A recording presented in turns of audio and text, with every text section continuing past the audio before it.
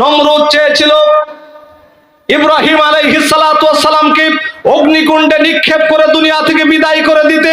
ফেরাউন চেয়েছিল মুসা আলাইহিস সালামকে হত্যা করে ইসলামের প্রজ্বলিত বাতিটাকে চিরদিনের মতো নির্বাপিত করে দিতে। শুধু তাই নয়, ইউসুফ আলাইহিস সালামের ভাইরা তারা ষড়যন্ত্র করেছিল ফি গায়াবাতিল জুব্বি, তাকে অন্ধকার কূপে আয়না ঘরে নিক্ষেপ করে দুনিয়া থেকে ডিলিট করে দিতে। কিন্তু না না না, এই পৃথিবী থেকে থাকবে আর থাকবে না, এই সিদ্ধান্ত ভারতের প্রধানমন্ত্রী নিতে পারে না।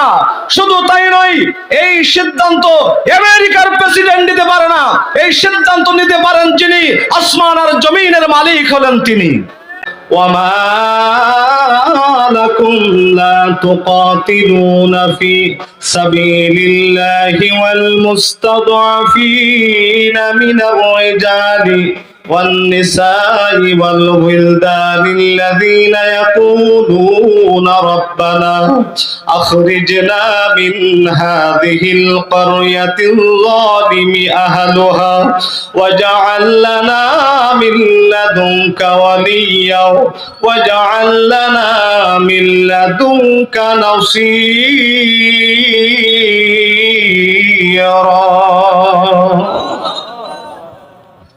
আল্লাহ রাব্বুল আলামিন বলেন, ওহে তাম বিশ্বের মুসলিম উম্মাহ, তোমাদের কি হলো?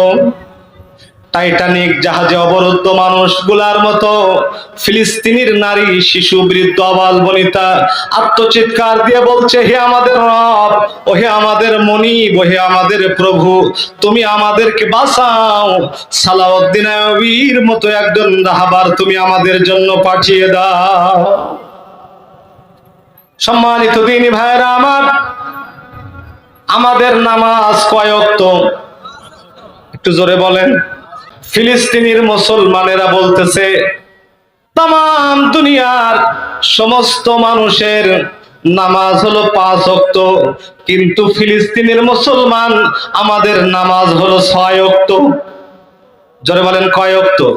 ফজর, জোহর, আসর, মাগরিব, এশা, সঙ্গে আছে জানাজা। কত দুঃখের কথা, একটু ভাববার বিষয় আছে না নাই? আজকের গোটা পৃথিবীতে ইহুদিদের সংখ্যা মাত্র 90 লক্ষ, 1 কোটিও নয়। আর গোটা বিশ্বের মধ্যে, তাম পৃথিবীর মধ্যে মুসলমানের সংখ্যা হলো 200 কোটি। 200 কোটি মুসলমান আজকে যদি লিল্লাহে তাকবীরের, নারায়ে তাকবীরের একটা স্লোগান দিত, আমার দৃঢ় বিশ্বাস ফিলিস্তিনের নারী, শিশু, বৃদ্ধ, আবাল বনিতা, এমনকি ওই মুসলমানদের প্রথম কিবলা বাইতুল মুকাদ্দাসের উপরে হামলা করার মতো দুঃসাহস ইসরায়েলের হতো না। কিন্তু কি আশ্চর্য ব্যাপার, সম্মানিত ভাইরা আমার, আজ আরব কান্ট্রি গুলা যেন নীরব, নিথর, হিমশীতল হিমালয় বরফে পরিণত হয়ে শয়তানুল আখরাজ, বোবা শয়তানের ভূমিকা পালন করতেছে আর অপেক্ষা করতেছে কখন সেই আবরাহার মতো আবাবিল পাখি আসবে, আল্লাহর সাহায্য কখন আসবে আর খানায় কাবার মতো এই জেরুজালেমকে, এই বাইতুল মুকাদ্দাসকে রক্ষা করবে। আমি গভীর ভাবে ভেবে দেখলাম, আমার আল্লাহ তাআলা যদি এই খানায় কাবাকে যেভাবে রক্ষা করেছিলেন, ওইভাবে যদি বাইতুল মুকাদ্দাসকে রক্ষা করার সিদ্ধান্ত যদি আমার আল্লাহ নিয়ে নেয়, আর যদি আবাবিল পাখি এই মুহূর্তে পাঠিয়ে দেয়, তাহলে ওই ইসরায়েলের বিরুদ্ধে নয়, বরং ওই গোটা বিশ্বের মুসলিম উম্মার যে সমস্ত প্রধানমন্ত্রী আছে, নেতা আছে, ওদের দিকে আগে এই আবাবিল পাখি পাথর ছুঁড়ে ছুঁড়ে মারবে, এতে কোনো সন্দেহ নাই। কারণ এরা এখন নীরব, নিথর, নিস্তব্ধ। কথা বলেন ঠিক কিনা? সম্মানিত ভাইরা আমার, এর একটা জীবন্ত দলিল আমি আপনাদের সামনে উপস্থাপন করতে চাই। ফিলিস্তিনের আমার একজন বোন তার স্বামীকে হারিয়েছে। তার স্বামী শাহাদাতের অমৃত সোদা পান করে শহীদের মিছিলে অংশগ্রহণ করেছে। কলিজার টুকরা সন্তানের পা দুইটা বোমের আঘাতে উড়ে গিয়েছে। নিজের ওড়নাটা দিয়ে এইবার কলিজার টুকরা সন্তানের পায়ের রক্তগুলো প্রতিহত করবার চেষ্টা করতেছে যাতে করে জমিনের মধ্যে না পড়ে, কিন্তু না না না, এই কলিজার টুকরা সন্তান কি বলেছিল, তামাম বিশ্বের মুসলিম উম্মাহকে অবাক করে দিয়েছে।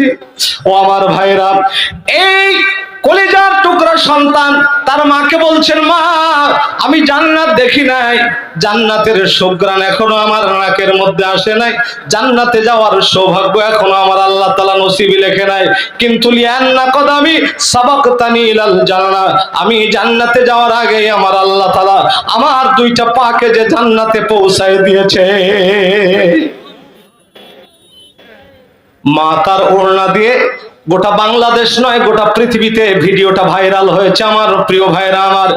এবার মা তার নিজের ওড়নাটা দিয়ে রক্তগুলা বন্ধ করার চেষ্টা করতেছে, কিন্তু রক্তক্ষরণে দেখা গেল কিছুক্ষণের মধ্যে কলিজার টুকরা সন্তান দুনিয়া থেকে শহীদ হয়ে গিয়েছে। আল্লাহু আকবার বলে। এবার মা ওড়নাটা মাথায় দিলেন, রক্তাক্ত ওড়নাটা মাথায় দিলেন, মাথায় দিয়ে তামাম বিশ্ববাসীকে বললেন, শোনো শোনো শোনো, ও তামাম বিশ্বের মুসলিম উম্মাহ, আমার এই ওড়নাটা আমার কলিজার টুকরা সন্তান, তাকে রক্ত প্রবাহিত করতে যতটা প্রতিবন্ধকতা সৃষ্টি করেছে, যতটা বাধা দিয়েছে, যতটা উপকার আমার কলিজার টুকরা সন্তানকে করেছে, আজকের তামাম বিশ্বের মুসলিম উম্মাহ আমার 150 টাকা দামের ওড়নার মতো একটা উপকারও করে নাই। কি জবাব দেবে হাসরের ময়দানে? এজন্য মুসলিম উম্মার এখন 4টা কাজ। জোরে বলেন, কয়টা কাজ? কি আমার দিকে মন আছে আপনাদের? 1 নাম্বার, এই ইহুদিদের সকল পণ্য আমাদেরকে বয়কট করতে হবে। রাজি আছেন কারা কারা? 2 হাত উঁচু করে আল্লাহকে দেখায় দেন তারা। আল্লাহ কবুল করুক, জোরে বলেন আমিন। 2 নাম্বার,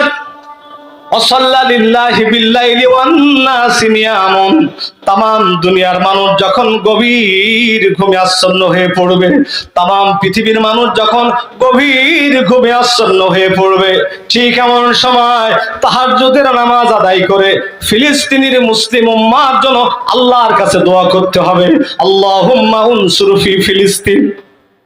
কথা বলেন ঠিক না বেঠিক? এটা হলো 2 নাম্বার কাজ। 3 নাম্বার, শুধু দোয়া করলেই চলবে না, অর্থনৈতিক সাপোর্ট আমাদেরকে দিতে হবে। কি বুঝতে পারছেন আমার কথাগুলো? এটা হলো 3 নাম্বার কাজ।